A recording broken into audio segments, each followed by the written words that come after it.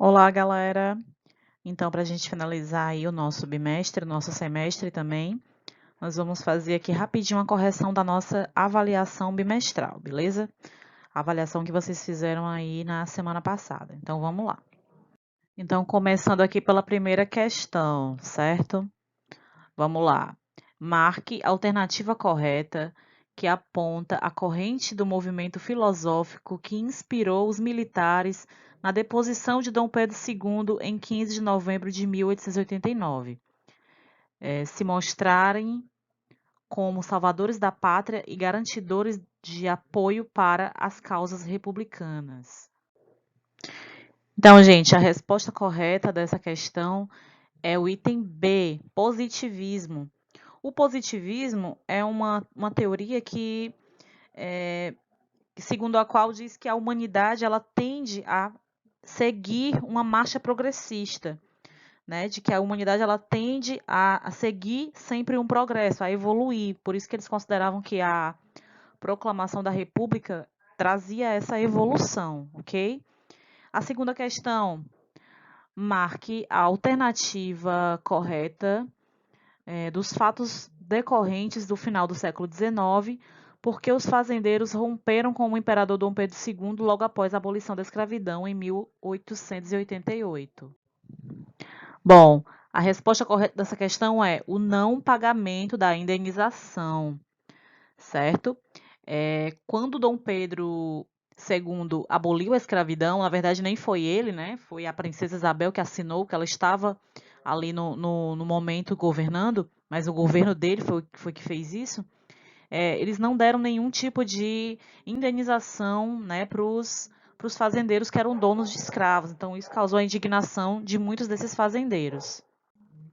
Terceira questão.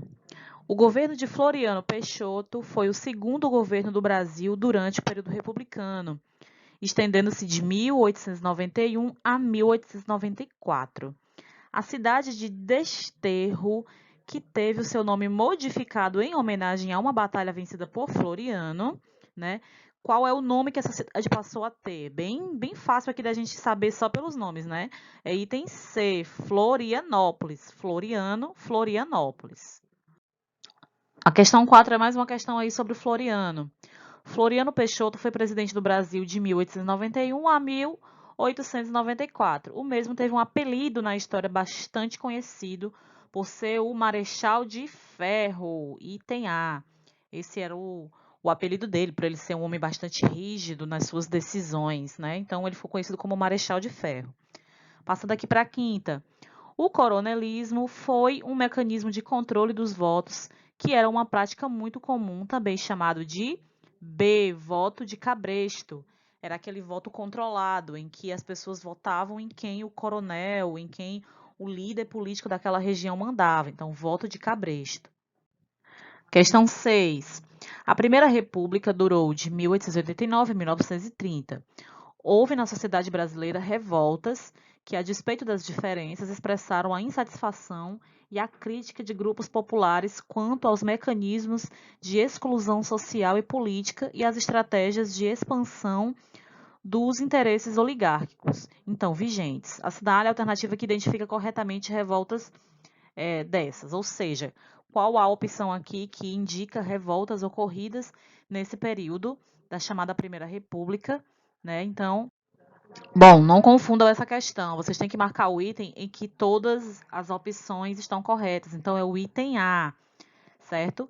Guerra de Canudos e Revolta da Vacina, certo? Esses foram dois conflitos existentes durante esse período, tá bom? Passando aqui para a questão 7. A política do café com leite era um plano de aliança entre dois estados mais ricos, poderosos e populosos da federação, e ela se remetia a quais estados? O item correto é o item C de casa, São Paulo e Minas Gerais. São Paulo era o maior produtor de café, Minas Gerais, maior produtor, né, de gado, de carne, que remete, consequentemente, também a leite, né? Próxima.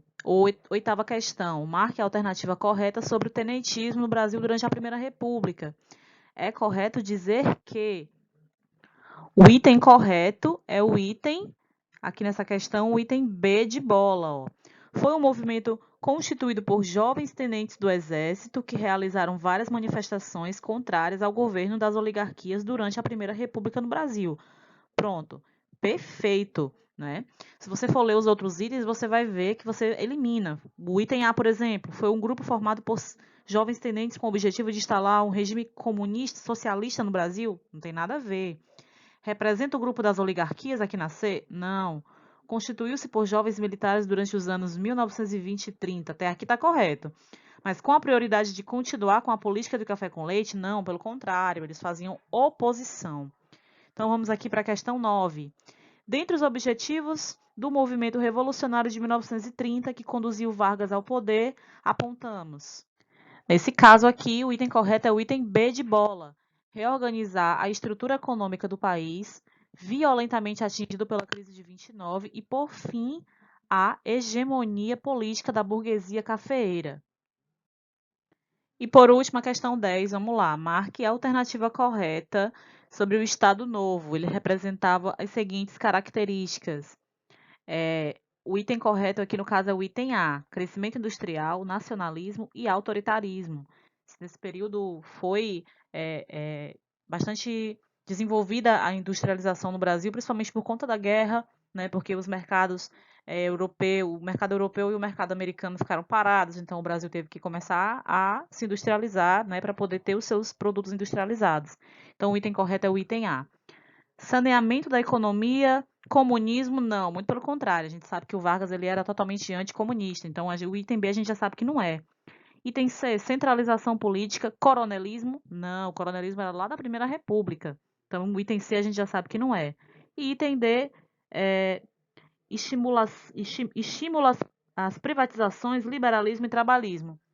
Liberalismo e estímulo às privatizações, de jeito nenhum. O Vargas ele era bastante nacionalista.